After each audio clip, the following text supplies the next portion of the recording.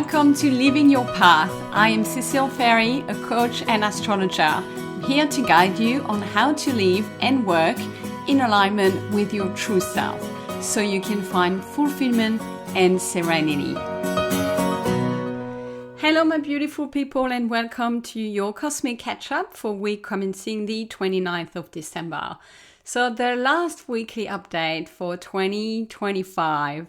Not that the stars really follow the same calendar as us. It's not a new year in astrology. That is at the start of Aries season at the end of March. So it feels like just a normal week. And when I was preparing, I was like, oh, it's pretty quiet. It's nice and easy. Just a lot of Capricorn energy around.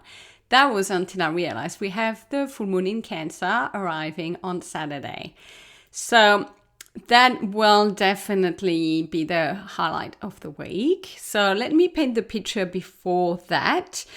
On a Monday, as I'm recording this, you may feel a bit of tension, especially mentally, because Mercury is squaring Saturn. So a push-pull between Mercury and Sagittarius, where you're going to feel like doing things and exploring and, maybe booking some stuff. And Saturn will be saying, hey, maybe not now. It's the planet of restriction, of containment and boundaries. So we may feel a little bit like we want to go forward, but we can't quite. But that's a short transit. And then I am really interested in seeing how the energy will play out this week, because we do have a really interesting setup in Capricorn, where we have Venus, the Sun, and Mars really close to each other in Capricorn, and they're moving every day together and at the moment kind of at the same pace. So that's very unusual. Already, like, Venus and Mars are not often together around the zodiac, but then to have the Sun exactly in the middle of them, they're like 2 degrees currently of each other. And then they're going to get closer by the end of the week to 1 degree of each other, and definitely be very close for the full moon.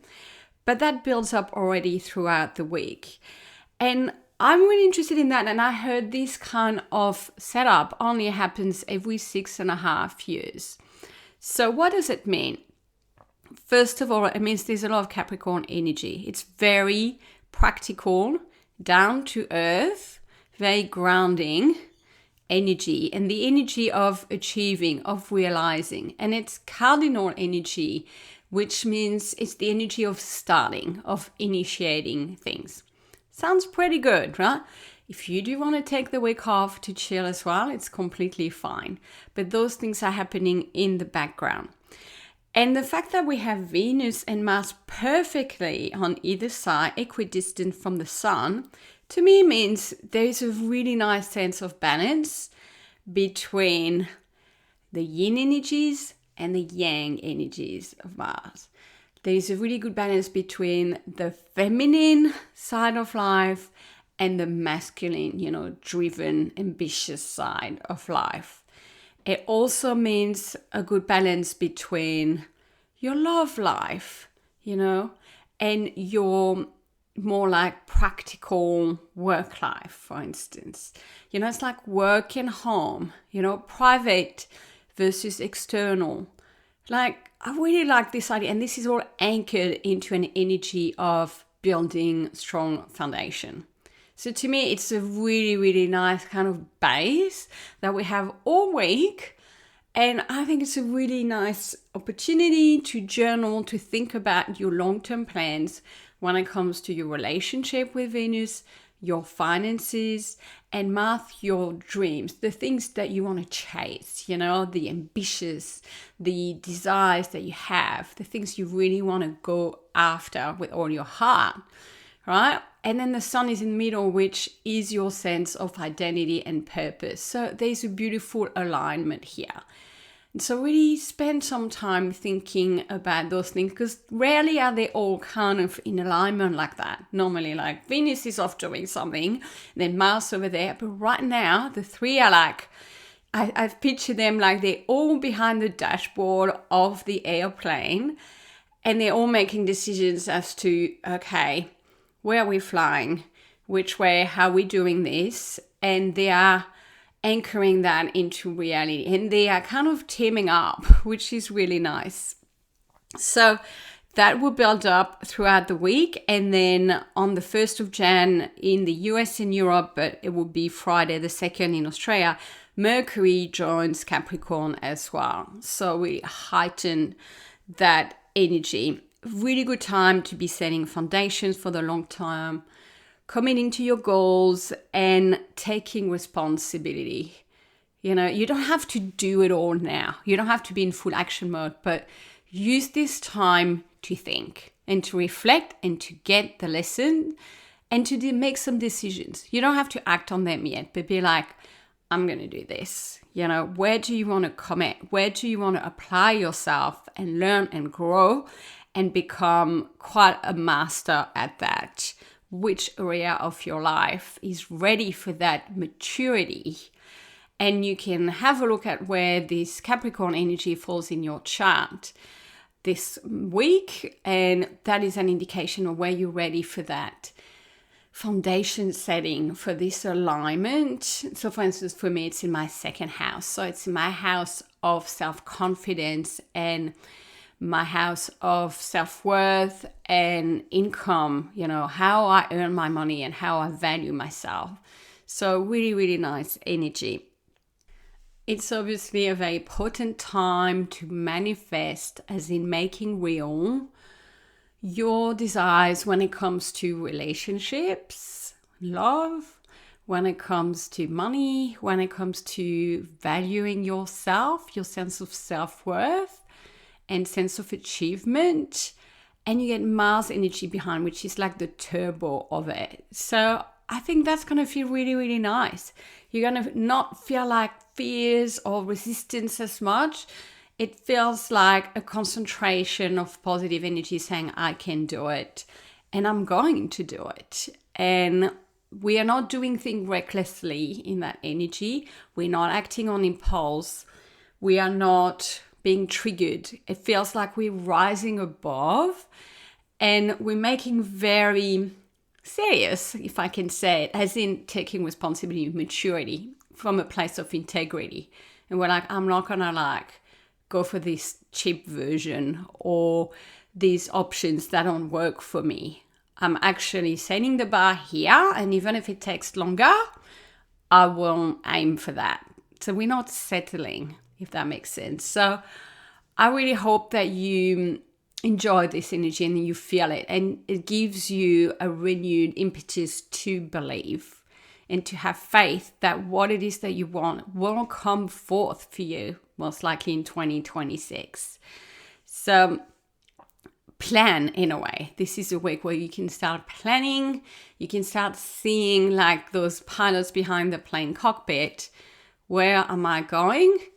And enjoy the synchronicity, the merging of those three planets, the planet of love and finances and the planet of action, and really kind of aim those great energies. So a great time to review the year and to set your goals this week. Absolutely. I will have my yearly planner that I send each year to my newsletter. So if you're not on it, jump in the show notes. I will put the link there. You can join and you will get a copy of it. It will come out over the next few days. So now that energy will just flow through the whole week. And as the planets are moving into Capricorn, they will reach the middle, roughly, of Capricorn season, 13 degrees. And they will form a full moon on Saturday, the 3rd of January. So it is happening in New York at 5:03 in the morning, in London at 10:03, and in Australia at 9 p.m. So we're all having it on Saturday, and it will be a supermoon, which means it will be very close to the Earth, and we're going to feel it a lot. And the moon is at home in Cancer. So this won't be a discrete light full moon. I feel like this is really the last one of, we can call it this year, even though it's in 2026. It's kind of going out with a big emotional layer to it. I won't say a bang because Cancer is not bang. Cancer is very soft yin energy, but it will be deep. It will be really heartfelt. So in particular, if you've got Cancer planets or placements in Capricorn ones, Aries or Libra, you are more likely to feel it, like even more than all of us. And especially if you're quite a sensitive person, like the energies will be heightened. So expect, because of where it is, everyone, but in particular those people, very big emotions, big watery emotions. I would say expect tears. I personally remember the full moon in Cancer last year because I was traveling to Bangkok and I was an emotional mess. And I remember something went wrong with my flight and the catering, and I was just like bursting into tears on board. And I really remember this outpour emotion. So if you feel like it, if that's coming to you, let it out, release it all. Don't fight it, kind of go with it. And, this is a great moon to really release as much as you need, kind of purge all the things you're carrying. And maybe when you are being too nurturing, you're being too caring, you're giving so much, and maybe that has been also driving some resentment, holding some grudges with people that maybe don't reciprocate or don't support you. Like this is the moon to empty it all out. Release and forgive. Really don't carry any of those things into next year.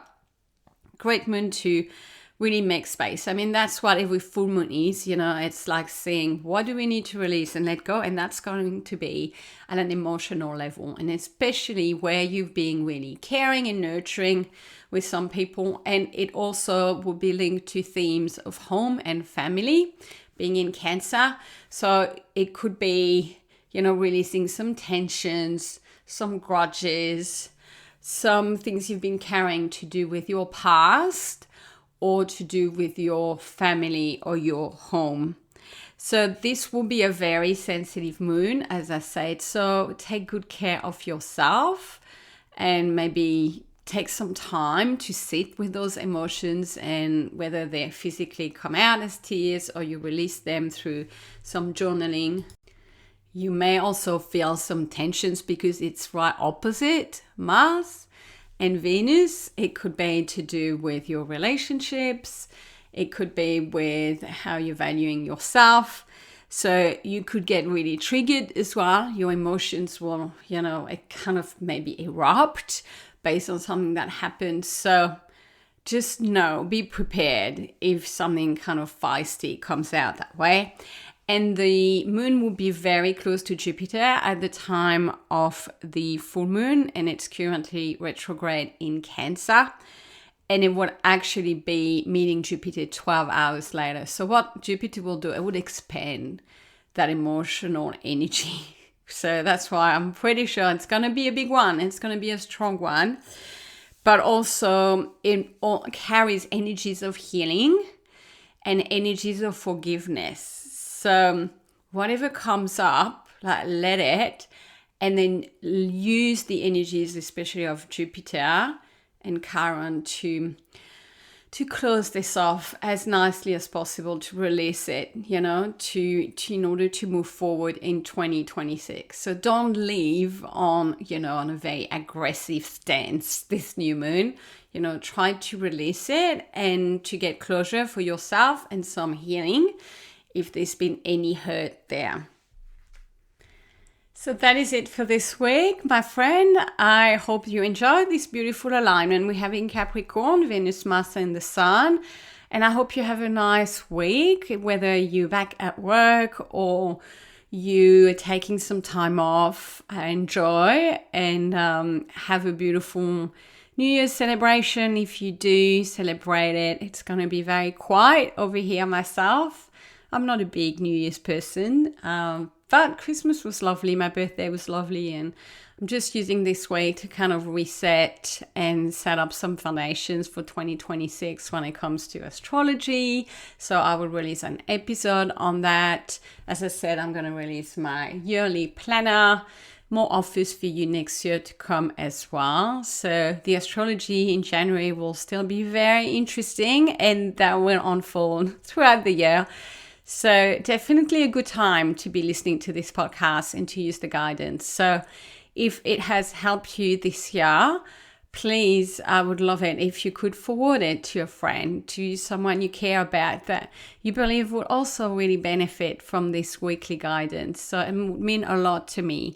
And I thank you all for following me in 2025. It's been my absolute pleasure connecting with you here, sharing what I know, sharing my interpretations, and it's been lovely to hear the feedback and knowing how useful this has been for you. So thank you for allowing me to be in your ears all year, and I look forward to continuing 2026. Have a beautiful week. Take care, everyone. I will speak to you next year.